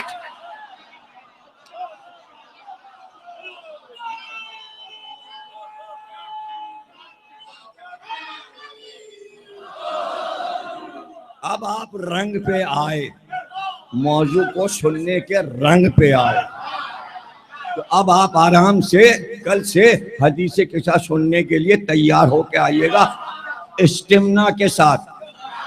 مجلس بغیر اسٹمنا نہیں ہے. جہاں جہاں اپنی طاقتیں خرچ کرتے ہیں نا، آفس میں ادھر ادھر اسکوٹر چلا کے، گاڑی چلا کے، تھکاوٹ، اس میں سے تھوڑی سی 25% میرے لیے بچا لیجئے، تو موضوع سننے میں آپ بالکل اپنے آپ کو اصحاب کہف پائیں گے. اب واقعہ تو یہیں چھوڑ رہا ہوں، کل سناؤں گا. اسی طرح 6 نے دعا مانگی اور اپنا اپنا حال سنا. 2 کا سنا ہے، 4 کا رہ گیا. انہوں نے کون سا کارنامہ کیا؟ لیکن جہاں یہ چھپے ہیں اسے کہتے ہیں کہف، یعنی وہ پہاڑی غار جو پناہ گاہ ہے، جہاں آدمی چھپ جائے اور نظر نہ آئے، اسے عربی میں کہتے ہیں کہف. جہاں یہ چھپے وہ ہے کہف. پہاڑی غار کو کہتے ہیں کہف، اس لیے انہیں کہتے ہیں اصحاب کہف، یعنی پناہ گاہ کے اصحاب. پناہ گاہ کے اصحاب. اور ورا کہتے ہیں ماورا، یعنی پناہ گاہ سے اتنی بڑی پناہ گاہ ہو کہ جو چھوٹی چھوٹی پناہ گاہوں کو اپنی پناہ میں لے لے. پھر سے سمجھئے، یعنی ایسے 50 پہاڑ ہوں جن میں اندر گفائیں بنی ہوں، کھو بنے ہوں. ملتان کا لفظ ہے کھو علی رضا، کھو فلاں نام کے ساتھ وہاں کھو ہے سرائکی میں، لیکن یہ ہمارے اردو کا لفظ ہے کھو. اور گفائیں، گفا لفظ ہے ہندی، دونوں بول دیا چونکہ میری زبان پہ.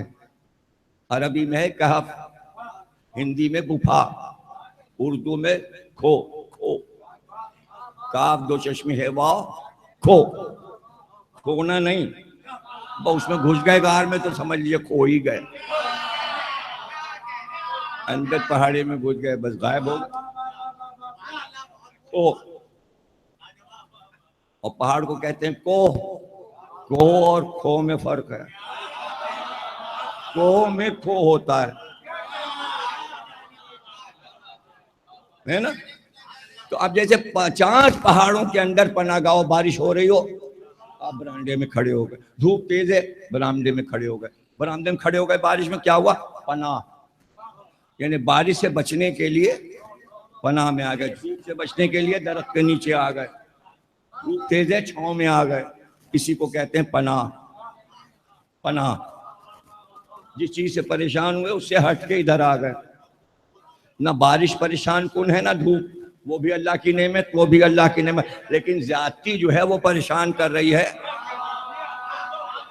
تو جب دھوپ برداشت نہیں ہے اور بارش برداشت نہیں ہے تو کیسے پنجتن کے نور کو اللہ ظاہر کر دے؟ اتنا تو برداشت نہ ہوا علی، اتنا علی تو برداشت نہ ہو. اگر پورا علی ظاہر ہو جاتا ہے.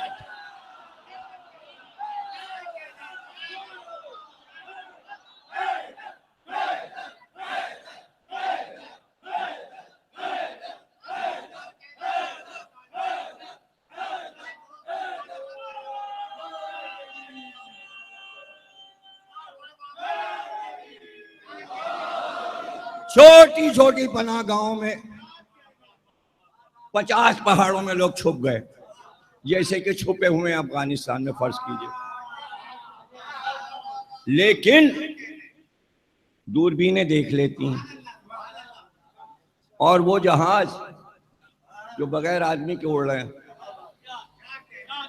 ڈرون نام اس کا رکھا ہے ڈرون، یعنی ڈرانے والی چیز. ڈرون دیکھ لے تو پتہ چلا ڈرون چھوٹے چھوٹے پناہ گاہوں کو دیکھ رہا ہے. تو اب ایک ایسی پناہ گاہ چاہیے جو ان 50 پہاڑوں کو اپنے اندر چھپا لے.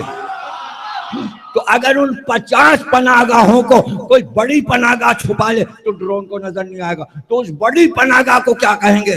کہف الورا. جس نے چھوٹی چھوٹی پناہ گاہوں کو اپنی پناہ میں لے لیا. تو اب مدینے میں کتنی ہی پناہ گاہیں کیوں نہ ہو، فاطمہ کی چادر سب سے بڑی پناہ گاہ ہے، اس لیے کہ اس نے پیغمبر کو اپنی پناہ میں لیا.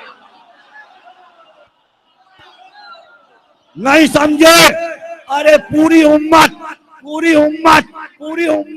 پیغمبر کی پناہ گاہ میں، اور پیغمبر زہرا کی چادر.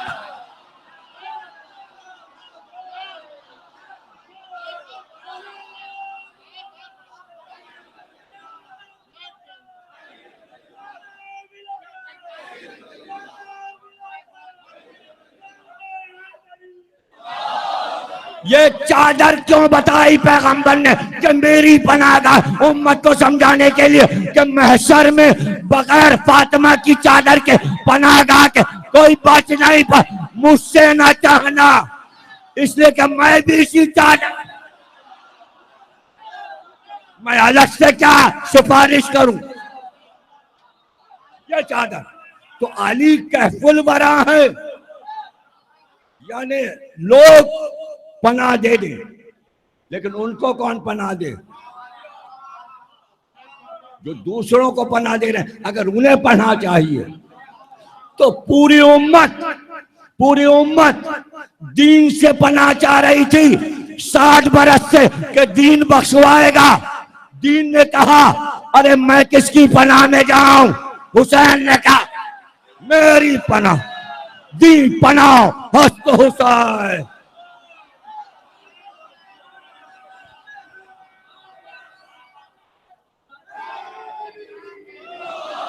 جتنی چیزیں تمہید میں عرض کی تھی پوری ہو گئی. علی کہف الورا، سب سے بڑی پناہ گاہ علی ہیں. فاطمہ زہرا کی چادر پناہ گاہ، حسین دین کی پناہ. گویا گھرانہ ہی پناہ دینے والوں کا ہے. اب اس گھرانے کے علاوہ پناہ ڈھونڈ کہاں آ رہا ہے؟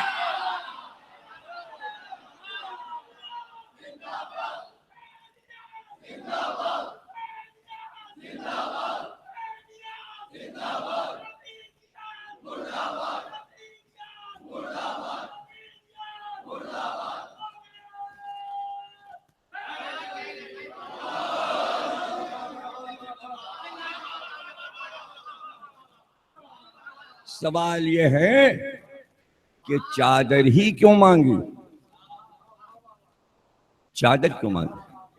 اور چادر میں سب کیوں آ گئے؟ اس لیے کہ سمبل چادر ہے. سمبل کیا ہے؟ چادر. چادر کا مطلب کیا ہے؟ چادر کا مطلب کیا ہے؟ چادر کے بہت سے مطلب ہیں. چادر کے بہت سے مطلب ہیں. ایسے کیسے سمجھاؤں کہ معنی بتاؤں کہ کتنے معنی؟ سیاسی زبان میں کیوں نہ سمجھا دوں. جب ذوالفقار علی بھٹو پیپل پارٹی بنا کے آئے تو کیا نعرہ لگا؟ چادر چار دیواری. یہی بے نظیر نے نعرہ لگایا چادر چار دیواری. اس کا مطلب کیا ہے؟ اس کا مطلب یہ کہ گھر بھی دیں گے. چار دیواری کا مطلب پیپل پارٹی گھر دے گی غریبوں کو جن کے پاس گھر نہیں. اور چادر ہم عزت کی حفاظت کریں گے، آپ کی آبرو کی حفاظت کریں گے. کچھ بھی نہیں سمجھے؟ ارے تمہارا اپنا نعرہ ملک میں لگا، ابھی بھی لگ رہا ہے، بلاول بھی لگا رہا ہے، اور تمہیں کچھ پتہ ہی نہیں. یعنی مجمع کو پتہ ہی نہیں. یہ کیسی بات ہے مرتضیٰ بھائی؟ یہ لوگوں کو یاد ہی پیپل پارٹی کہتی ہے کہ نہیں؟ کیا کہتی ہے؟ چادر اور چار دیواری. تو آپ لوگ کیا سمجھے اس سے؟ چادریں بانٹیں گی اجرک بے نظیر ہیں؟ چادر کا کیا مطلب؟ بلاول بھٹو اجرک بانٹیں گے. تو اس کے معنی آپ اپنے ملک کا نعرہ ہی نہیں سمجھے، اور پیپلز پارٹی جو ہے وہ معنی بتا ہی نہیں پائی۔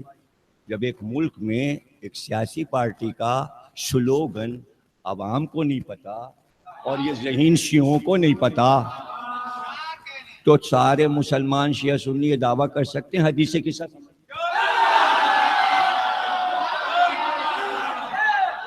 جب پیپلز پارٹی کی چادر اب تک پاکستانیوں کے سمجھ میں نہیں آ رہی کہ چادر کیوں کہا، تو حدیث قصہ میں جو چادر کا ذکر ہے روز سنتے ہو پھر بھی نہیں پتا کہ چادر کے کیا معنی ہے۔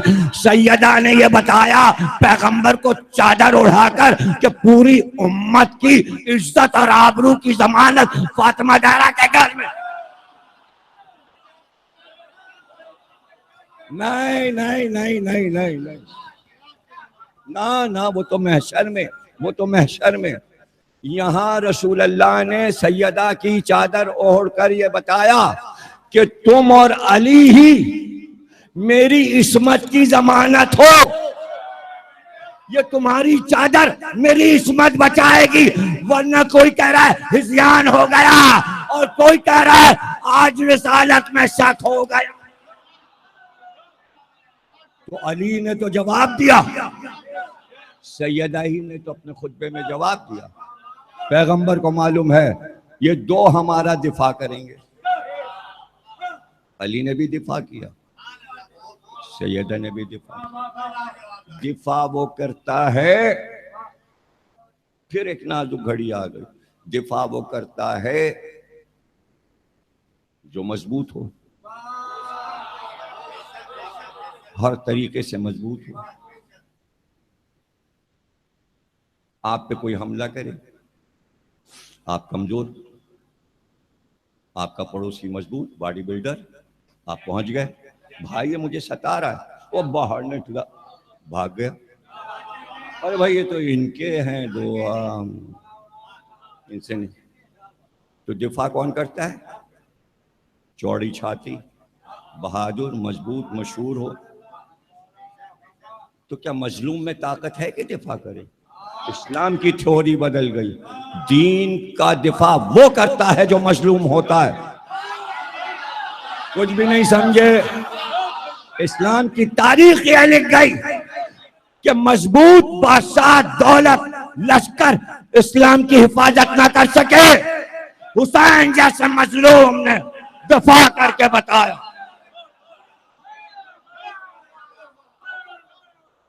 اور سب ڈر بھی گئے، حسین سے ڈر بھی گئے، اور دین بچ گیا، اس لیے کہ دین حسین کی آڑ میں آ گیا۔ دی پناہ ہست حسین، دین نے کہا یہ مجھے ستا رہے ہیں، حسین نے کہا تو پشت پہ ہو جا، میں آگے آتا ہوں۔ ابھی بھی پڑوسی کی مثال سمجھ میں نہیں آئی۔ دین گیا کہاں؟ حسین کے پاس، حسین نکل آئے 28 کو، اور دین سے کہا ٹھہر جا، آگے آئے۔ سب ڈر گئے، دین کو دوڑایا ہوا تھا، حسین آگے آ گئے، پناہ میں لے لیا، دین کو پناہ میں اور سب گھبرا گئے۔ حسین نے کہا آج نہیں، 61 ہجری نہیں، کربلا نہیں، اعلان کر دیا حسین نے قیامت تک میں دفاع کیے کھڑا ہوں۔ اب محرم سمجھ میں آیا، اب حسین کی یاد سمجھ میں آئی، جب گڑبڑ ہوگا دین کے خلاف حسین آ کے کھڑے ہو جائیں گے۔ دفاع کر رہے ہیں دین کا، دی پناہ ہست حسین، وہ دین حسین کی پناہ میں ہے قیامت تک۔ یہ انتظام رسول اللہ کر گئے، گویا رسول کی پناہ میں ہے، حسین کی پناہ میں ہے، گویا رسول کی پناہ میں۔ حسین منی وانا من الحسین، جو کام میں کر رہا تھا وہ حسین نے کیا، حسین مجھ سے، میں حسین سے ہوں، اس کا کام میرا کام، میرا کام اس کا کام، اس نے دفاع کیا میں نے دفاع کیا، میں نے دفاع کیا اس نے دفاع کیا۔ تو حسین نے وہ کام کیا جو رسول اللہ کو کرنا، حسین نے وہ کام کیا جو ان کے باپ نے کیا، حسین نے وہ کام کیا جو ان کی مادر گرامی نے کیا۔ سب دین کا دفاع کر رہے تھے جو ان کے بھائی حسن نے کیا، اب حسین دفاع کر رہے، چونکہ حسین پنجتن کے آخری تھے، اس لیے اللہ نے لوح پر قلم سے لکھ دیا کہ اب قیامت تک محافظت حسین کے پاس رہے گی۔ محافظت چونکہ محافظت حسین کے پاس ہے، اس لیے مہدی کی آمد پہ سب سے پہلے جو امام آئے گا رجت میں وہ حسین آئیں گے، اور حسین کے پیچھے پھر سارے امام اور رسول خدا بھی تشریف لے آئیں گے اور شہزادی بھی تشریف، لیکن آئیں گے سب سے پہلے حسین، اس لیے کہ گفتگو مہدی اور حسین میں ہوگی۔ اپنی محافظت حسین اب مہدی کے سپرد کریں گے، اب یہ دین تمہارے حوالے۔ ابھی تک حسینیت حفاظت کر رہی تھی، حسینیت، یہ یت کا لفظ جو ہے عربی ہے، کہیں اور سے نہیں آیا، اور یہ ہر لفظ میں آپ کو مل جائے گا۔ احدیت، الوہیت، یہ یت آپ کو ہر جگہ مل جائے گا۔ خاصیت، خصوصیت، اللہ میں بھی یت لگا ہے، نبوت میں بھی یت لگا ہے، ہر لفظ میں آپ کو مل جائے گا۔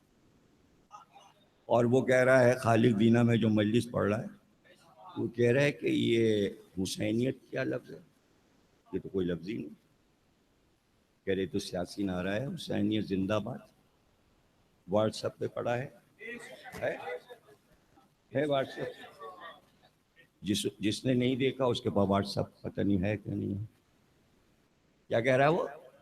حسینیت کیا ہے، اور پھر پوچھتا ہے یزیدیت کیا ہے، اور تو مجلس بھی پڑھ رہا ہے، نہ تجھے حسینیت کا پتہ نہ یزیدیت کا پتہ، پھر ممبر پہ کیوں بیٹھا بھائی؟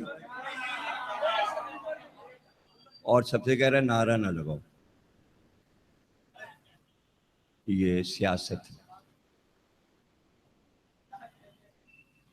اور یت لگا ہوا ہے سیاست میں بھی، اب یت ہی نہیں پتا اسے کہ یت کیا ہے۔ حسین تک وہ جانتا ہے، یت نہیں جانتا، حسینیت، الوہیت، احدیت، احد ایک، احادیت فلسفہ توحید، حسین امام، حسینیت فلسفہ حسین، ایک پوری تحریک، یت کا لفظ بتاتا ہے تحریک، احدیت تحریک توحید، الوہیت اللہ کا ایک ہونا، وہ یقینی جانتا۔ تو بھائی جب تو نے پڑھا لکھا نہیں تو آ کیوں گیا ممبر؟ تو ایک پریشانی آج کل یہ بھی ہو گئی ہے کہ 4 لفظ پڑھ لیا اور انہوں نے کہا ممبر سب سے اچھا کمانے کا ذریعہ ہے۔ اب اتنے پیشے ہیں، کسی میں چلے جاؤ یار، میکینک بن جاؤ، موٹر کے دکان کھول لو، ڈبل روٹی بیچو، پاپڑ بیچو، ہزاروں کام ہیں، اس میں زیادہ ترقی، خدا کی قسم جو ٹھیلے پہ حلیم بیچ رہے تھے کروڑ پتی ہو گئے، تو ممبر سے کیا ملے گا؟ خواہ خواہ فن خواہ بن کے، ارسطو بن کے، سقراط بن کے آپ ممبر پہ آ گئے۔ ممبر پہ جب آؤ، سپاہی جب میدان میں آتا ہے تو ہر چیز سے لیس ہوتا ہے، یہ تھوڑی کہ میدان میں آ گیا ضرورت ہے نیزے کی اور ضرورت ہے تلوار، اے بھیا وہ تو ہم گھر میں بھول آئے، اچھا بھی لے کے آتے ہیں، تو ممبر پہ بیٹھ گئے اور وہ کہہ رہے ہیں اچھا ٹھیک ہے، حسینیت کے معنی جب معلوم ہوں گے تو بتائیں گے۔ ارے پھر سیکھ کے آتے نا۔ تو اس طرح کے لوگ اگر بیٹھ جائیں تو ایک لفظ میں بھاپ لیجئے اور پھر فیصلہ کر لیجئے۔ ہمارے بھائی پتن جو ہے نا، وہ فوراً فیصلہ کر دیتے ہیں، فوراً فیصلہ کر دیتے ہیں۔ تفسیر میں نے کبھی پڑھا تھا، ابشا تولا، سورہ ہے پورے ابس، اندھا آیا اور کسی نے اپنا دامن سمیٹا، رسول اللہ کی بز میں سورہ آ گیا کہ اندھا جو ہے وہ محب رسول ہے، آپ اس کا احترام کیجئے، آپ نے اپنا دامن کیوں بچایا؟ یہ سورہ آیا۔ اب کتنے دن گزر گئے اسے جب میں نے مجلس میں پڑھا تھا، اندھوں کی کانفرنس ہوئی میری صدارت میں، تو اندھوں کے اسکول کی پرنسپل بھی آئیں، اور بھائی پٹن بھی بیٹھے. اب جب میں تقریر کر چکا اندھوں پر تو پرنسپل آئیں اور کہنے لگیں کہ رسول اللہ کی بز میں ایک اندھا آیا اور رسول اللہ نے اپنا دامن سمیٹا. تو اللہ نے رسول اللہ سے کہا ارے تم اندھے سے پرہیز کر رہے ہو, اندھے کا احترام کرو اے معاذ اللہ. فوراً بھائی پتن پہنچ گیا, غلط پڑھا آپ نے, ایسے نہیں ہے ایسے ہے, اللہ کا رسول ایسا نہیں کر سکتا, وہ معصوم ہے. اے وہ شرمندہ ہو گئی. پتہ چلا کہ مجلس سننے کا یہ فائدہ ہے کہ ذہن میں کچھ پڑا رہے, جہاں غلط بات ہو ٹوک دو تو مجلس کا فائدہ ہے, ورنہ سنتے رہو اور سن ہو جاؤ.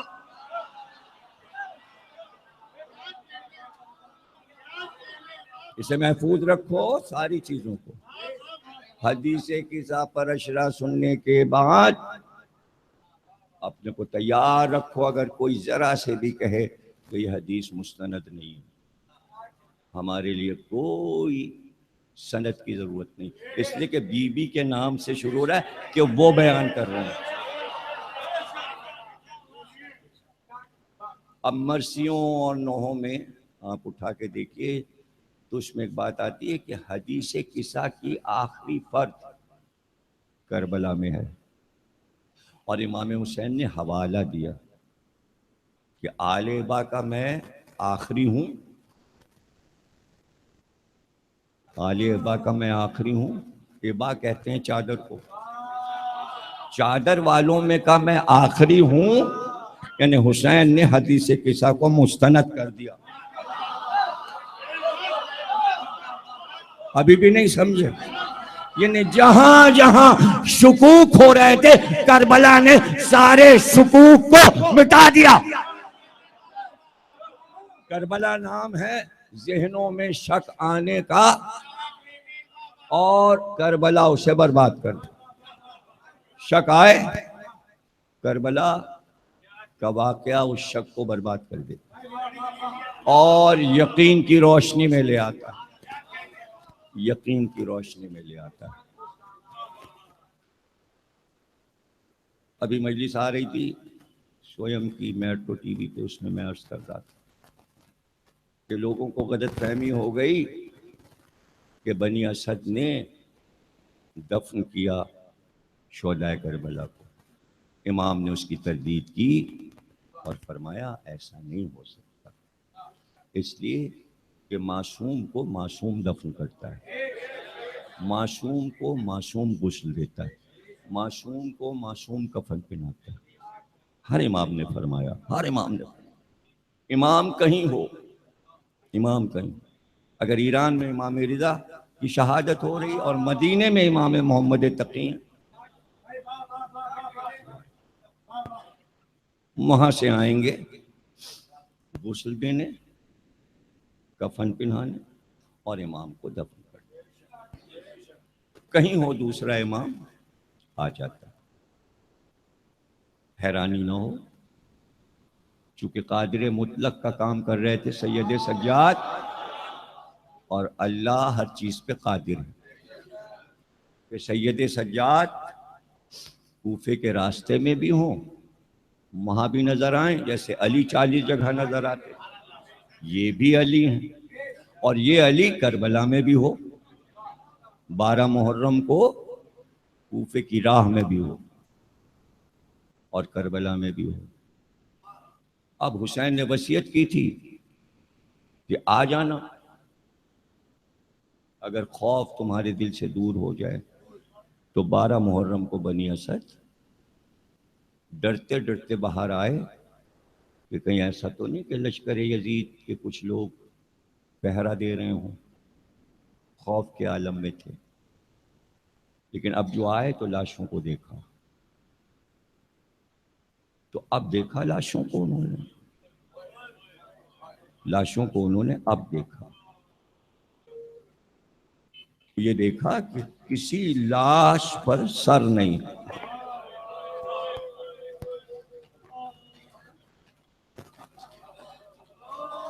تو 2 محرم کو سب کے چہرے دیکھے تھے. اب کیسے پہچانے کہ اس میں حسین کی لاش کون سی ہے اور علی اکبر کی لاش کون سی ہے، اور خود ان کے قبیلے کے حبیب ابن مظاہر جو ان کے سردار، انہیں کیسے پہچانے؟ ابھی یہ سوچ رہے تھے کہ دور سے ایک گرد اٹھی اور ایک گھوڑے سوار آتا نظر آیا. یہ سمجھے کہ شاید پھر حکومت وقت کی طرف سے کوئی نہ آ گیا ہو.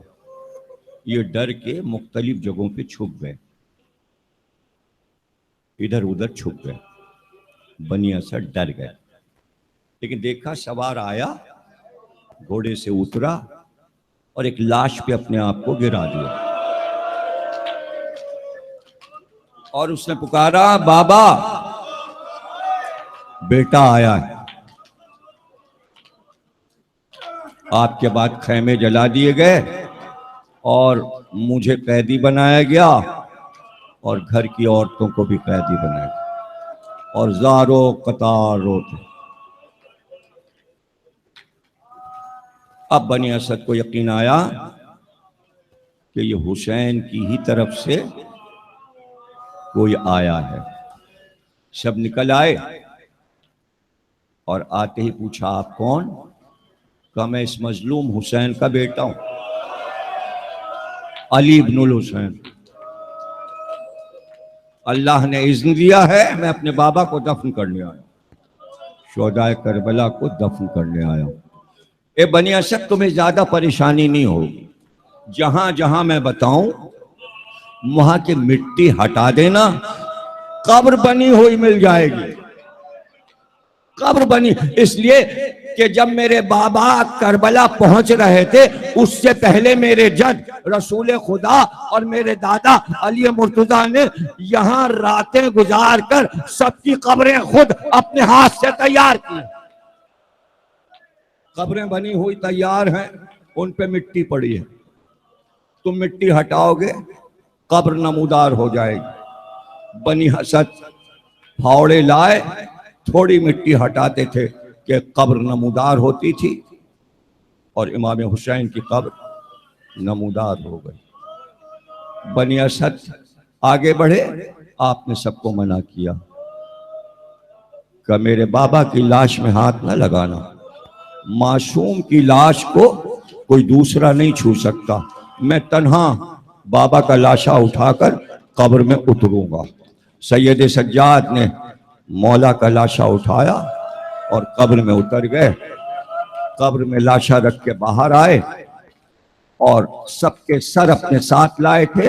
امام حسین کا سر قبر میں رکھا اور قبر بند کر دی. اب سارے 72 سر سید سجاد لائے، سر یہاں بھی ہیں اور سر نیزے پہ بھی ہیں. جیسے علی 40 جگہ ہیں، حسین بھی ہر جگہ ہیں. عرش پر بھی ہیں اس وقت حسین، رسول کے پاس جنت میں ہیں، فاطمہ زہرا کے پاس ہیں، نیزے پر بھی ہیں اور قبر میں بھی ہیں. اسی کو امام کہتے ہیں، اسی کو معصوم کہتے ہیں. اس میں کوئی حیرانی کی باتیں نہیں. یہ روحانی دنیا ہے، جس کا دل چاہے یقین کرے، جو چاہے شک میں پڑا رہے. تاریخ کو ہی وہ مانے، مادہ مانے. ہم روحانیت کے قائل ہیں، اس لیے ہم اس کے قائل ہیں. آپ سے کوئی زبردستی نہیں، آپ سے مصائب سنیے اور روتے رہیے. اگر نورانی دل ہے تو مان لیجئے. سر آیا اسی وقت سب کے سر آ گئے، نیزوں پہ بھی رہے، یہاں دفن ہو گئے. علی اکبر کا سر لیا اور علی اکبر کے جسم کے ساتھ روتے ہوئے کہتے جاتے تھے، بھائی نے وصیت کی تھی کہ بابا کے پیروں کی طرف قبر بنانا. اب ایک ہی زری میں جس میں حسین ہے، حسین کے پیروں کی طرف ایک اور قبر بنی ہے، وہ حضرت علی اکبر کی قبر ہے. اس لیے حسین کی قبر سب سے الگ ہے، زری سب سے الگ ہے. سب کی زریوں میں 4 کونے ہیں لیکن حسین کی زری میں 6 کونے ہیں، اس لیے کہ آخر میں جو 4 کونے آتے ہیں وہ علی اکبر کی وجہ سے ہیں. نقشہ دیکھ لیجئے، جب کربلا جائیے گا تو سمجھ لیجئے گا جو سمجھا رہا ہوں. یہ تصویر دیکھ لیجئے گا کہ 6 کونوں کی زری اس لیے کہ اسی زری میں علی اکبر بھی ہے. اب گنج شہیداں کی طرف آئے اور پھر گنج شہیدہ میں ایک ایک لاشا رکھتے جاتے تھے. قاسم کا لاشا رکھا، اور محمد کا لاشا رکھا، اسران مسلم کے لاشے رکھے، پھر عباس کے بھائیوں کے لاشے رکھے، پھر اس کے بعد اصحاب کے لاشے، اور قبریں بناتے گئے گنج شہیدہ میں قبریں. اور پھر واپس آئے، سب سے آخر میں حبیب ابن مظاہر کی قبر بنائی اور حبیب ابن مظاہر کو دفن کیا. جب سب دفن ہو چکے تو ایک بار بنی اسد نے کہا ہم فارغ ہو گئے سب کی قبر بنا کر. اے مولا سب کی قبریں بن گئیں. کہا نہیں، ابھی ایک شہید باقی ہے اور میرے ساتھ چلو. روتے ہوئے فرات کے کنارے. کہا بھی میرے چچا عباس کی قبر نہیں بنی. کہا بنی اسد مٹی ہٹاؤ گے قبر نمودار ہو جائے گی. جب قبر نمودار ہو گئی کہا ہاتھ نہ لگانا میرے چچا کو، میں لاشا لے کے اتروں گا. اور اے بنی اسد ذرا دور ہٹ جاؤ، مجھے چچا سے باتیں کرنی ہیں. لاشا عباس کو قبر میں رکھ کر ایک بار سید سجاد نے اپنا رخسار عباس کے سینے پہ رکھا اور ایک بار پکار کر روتے ہوئے کہا چچا اگر آپ کے شانے نہ کرتے تو پھوپھی زینب کی چادر نہ لٹتی اور نہ سکینہ کا تباج. اے چچا اگر آپ ہوتے تو سید سجاد. بار الہ اس عبادت کو قبول فرما، ہمیں کوئی غم نہ دینا سوا غم حسین کو. پروردگار امام زمانہ کا ظہور فرما، ظہور میں تاجیل فرما. ماتم حسین.